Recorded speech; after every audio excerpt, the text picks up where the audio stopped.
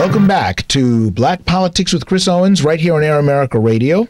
We're speaking with Congressman Major Owens, who retired in 2006 from the House of Representatives.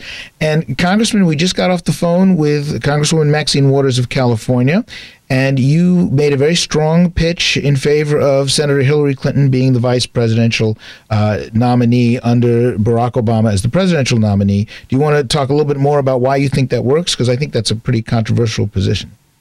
Well, in the last 20 years, I've seen too many situations where we have had our hearts broken by losing elections that we should have won. And I think that given an opportunity to make this team stronger, we should take that opportunity. Democrats always goof up in one way or another. They have a habit of snatching defeat from the jaws of victory. And what I'd like is a goof-proof team. I'd like to have such a strong team until you can't mess it up. Vice presidents are very important too. We should stop and think about the fact that although the president really determines what the vice president is going to do, it cannot be negotiated. That would be illegal to put anything in writing. And certainly once they get elected, they can do what they want to do in terms of the way they treat the vice president. But I think that when you have candidates who are so close on so many issues, that should not be a problem. But even if it is a problem, I still want to refer back to Lincoln's situation where you had people surrounding him, many who had contempt for him, that he appointed to his cabinet because he felt they had the talent to do a particular kind of job, and he needed them. And it turned out that he used them very well, and they all came together, and some of the people who were so most viciously opposed to him became his best friends. Well, Dan, I have to interrupt there because you just made the case for, in my opinion, for Senator Clinton being in the Obama cabinet or being appointed to the Obama Supreme Court. You have not made the case to me for her being the vice president, and precisely for the reasons that you articulated. If we're going to go for a goof-proof team, it seems to me that taking a candidate on who brings with that person a lot of baggage, because yes, Hillary Clinton may be popular, but there's baggage that comes with being a Clinton. It comes up all the time. The Vanity Fair article will just resurrect some of the issues that could come up that Republicans could be using in their smear campaigns and their swift boating or tugboating, as you referred to it earlier. There's a lot of stuff out there that can be used to slam both candidates. And then there's the intangible factor. I mean, let's face it. This is an election that involves a black candidate. It is a first. Why would the Democrats not play it a little bit safer and say, okay, we want the first black candidate to actually win this race. It's too important to lose. Why can't we hedge our bets a little bit and go with a Jim Webb who's got foreign policy experience, who's got military experience, who can stand toe-to-toe with John McCain on any issue, and have that person standing there as the second in command, the possible inheritor of the White House if something, God forbid, should happen to the President of the United States, rather than somebody who's equally controversial and herself lost more than half of the Democratic delegates and half the Democratic vote in the primary process. I don't see the net benefit for the Democratic ticket of putting Senator Clinton on this ticket. Jim who? Well, that's Jim safe. Webb. Jim Webb's, I don't think that's safe at all. I think Jim Webb is one of many qualified candidates who would be good vice presidents if they were chosen. But in a situation where you have a high degree of emotion already generated, this is not the emotional quality of this election is not going to go away. Hillary Clinton brings to the table a large number of people who will go with Hillary wherever she wants to go.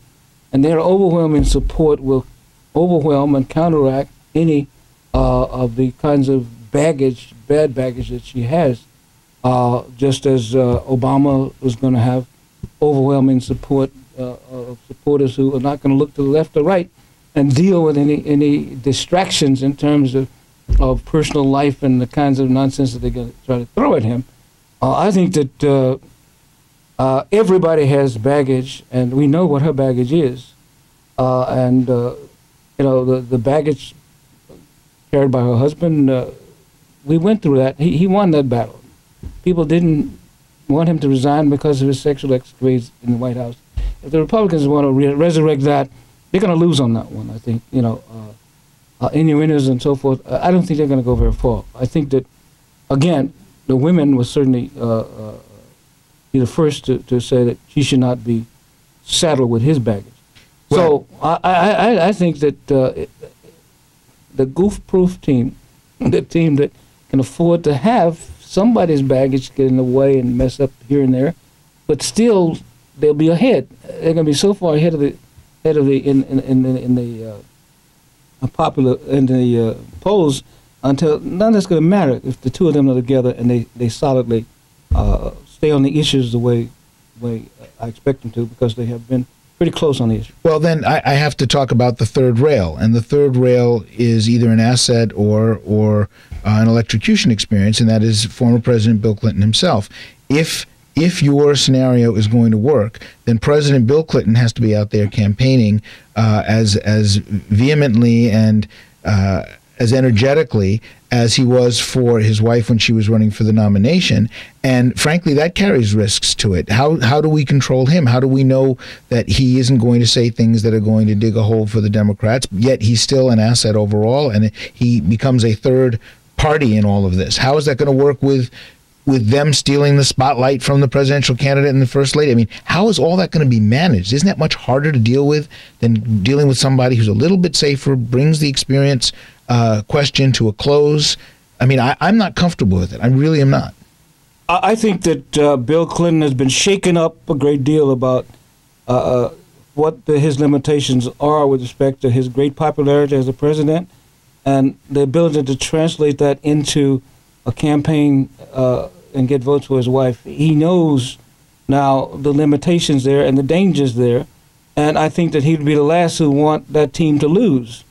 And I think he'll take instructions and abide by the instructions that he's given. Okay. Well, actually, I think I want to close it. I want to close it right there. That's great. Perfect.